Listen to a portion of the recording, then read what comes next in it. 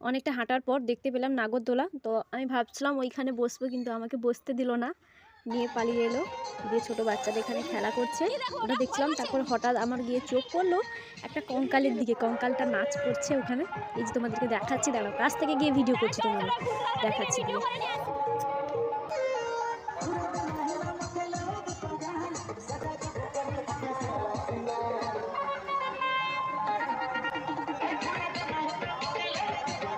এই কঙ্কালটার সাইডে একটা খেলা বসেছে। তো এটা কি খেলা আমি জানি না, এটাকে খেললে নাকি পয়সা বেড়ে যায়। তো আমাদের উল্টো হয়েছে, পয়সা কমে গেছে, বাড়েনি আরও। তো এখান থেকে চলে এসেছি, চলে এসে ওই যে বন্ধুকে বেলুন ফাটানো হয় ওটাও, কিন্তু আর কিছু খেলা হয়নি। তারপর এই সাইডে সাইডে দোকানগুলো দেখে কিছু কিনেছি, তো সেটা জানি না দেখিয়েছি কিনা।